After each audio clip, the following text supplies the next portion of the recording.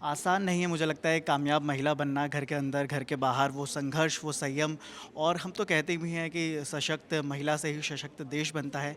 तो कैसे देखती हैं आप महिला सशक्तिकरण को? महिला सशक्तिकरण। देखिए, आपको ना महिला कल, आज और कल तीनों फेजेस को देखना पड़ेगा। जी। हम कहते हैं कि आर्टिकल 1 हमारे संविधान का कहता है इंडिया दैट इज़ भारत। तो आज ये इंडिया है, कल तो भारत था। जी। और ये भारत है जहाँ पर जब महादेव भी आते हैं तो अर्धनारीश्वर का अवतार लेकर आते हैं, ये दिखाने के लिए कि ईश्वर भी जो है वो आधा नर है आधा नारी है। जी। तो कोई डिस्क्रिमिनेशन नहीं होना चाहिए, कोई आपस में संघर्ष नहीं होना चाहिए, दोनों बराबर ही नहीं, दोनों एक ही हैं। लेकिन आप देखो, वेस्टर्न कॉन्सेप्ट है जो आज डोमिनेट करता है भारत में। वेस्टर्न कॉन्सेप्ट में आदमी जो है वो महान रहता है, जो औरत होती है उसके एंटरटेनमेंट के लिए पैदा होती है। एडम और ईव का कॉन्सेप्ट हम जानते हैं। तो इस कारण से महिलाओं को संघर्ष करना पड़ा कि हम वस्तु नहीं है, हम शरीर नहीं है, हमें राइट टू चाहिए, राइट टू वोट चाहिए। Answer was no, you don't deserve it. तो वहाँ उनको हर चीज़ के लिए संघर्ष करना पड़ा। तो भारत में जो पहले था, भारत यानी वैदिक काल में हम सब बराबर थे, हम एक ही थे। पर जो मुगल काल आया तो लड़कियों को, पद्मावत देखी है ना, लड़कियों को घर के अंदर बंद कर देना पड़ा, उनको संभाल के रखना पड़ा, उनको बचाना पड़ा। उसके बाद अंग्रेज़ों का काल आया और फिर आप देखिए धीरे धीरे हम इस गुलामी के काल से बाहर आ रहे हैं। आज मुझे लगता है कि अगर महिला पढ़ी लिखी हो, महिला में स्किल सेट हो, महिला को आप इक्वल अपॉर्चुनिटी दीजिए, आप लेवल प्लेइंग फील्ड पर लेके आइए, फिर देखिए वो आगे बढ़ जाएगी। महिला हो या पुरुष हो, आपका जो बुद्धि है, जो विवेक है, जो मन है, आपके जो बोलने की क्षमता है, वो कोई जेंडर पर आधारित नहीं होती है। जी। तो इसीलिए आप इक्वल अपॉर्चुनिटीज़ दीजिए, स्किल सेट दीजिए, वो आगे बढ़ जाएगी। अभी जो हमारा महिला शक्ति वंदन अधिनियम आया है, इन शॉर्ट विमेन रिजर्वेशन की पॉलिसी आई है, वो कहती है कि भैया 33% आरक्षण दीजिए ना।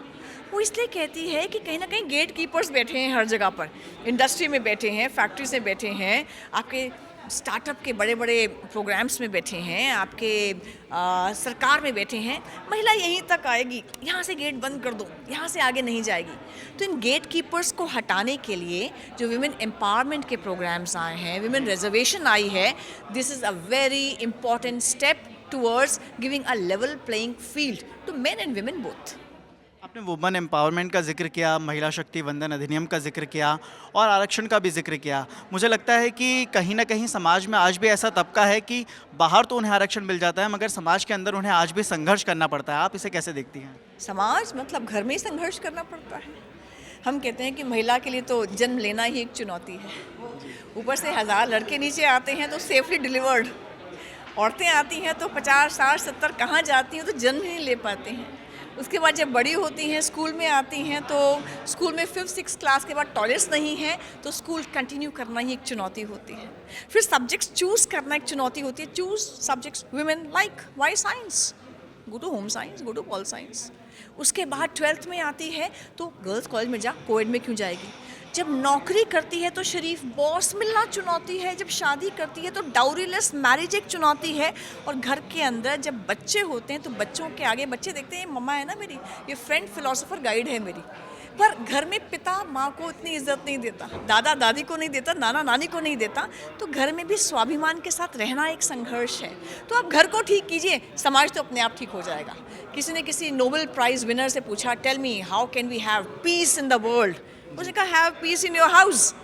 फिर कहा how can we give respect to the women in the world. कहते हैं have respect for them in the house. तो घर से शुरू कीजिए, समाज और राष्ट्र अपने आप ठीक हो जाएगा। एक आखिरी सवाल, आने वाला चुनाव है और महिलाओं को भी इसमें बढ़ चढ़कर हिस्सा लेना है, तो आप महिलाओं को क्या बोलेंगे और कैसे बोलेंगे?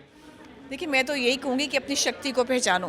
पहला फेज़ आया था जब आपने सिर्फ घर का काम किया, दूसरा फेज़ आया जब आपने घर के साथ बाहर नौकरी की, तीसरा फेज़ आया जब घर, नौकरी और आप कहीं ना कहीं पॉलिटिक्स में भी रिजर्वेशन के कारण से लोअर लेवल पर आए, चौथा फेज़ है और अच्छा फेज़ है जब आप एक बड़े लेवल पे आके डिसीजन मेकिंग बॉडीज़ में आ सकते हो। आप पब्लिक फील्ड में भी आइए, घर, बच्चों, पति के अलावा जब आप समाज और राष्ट्र का काम करेंगे ना, आप उन डिसीजन मेकिंग बॉडीज़ में आएंगे तो बिलीव मी, पूरा जो राष्ट्र है ना वो कहीं ना कहीं एक फेमिनाइन नेचर आएगी। काइंडनेस है, दया है, सेवा है, सद्भाव है एंड लेस ऑफ एक्रीमनी। ये सब आता है जब महिला आती है। बहुत बहुत धन्यवाद।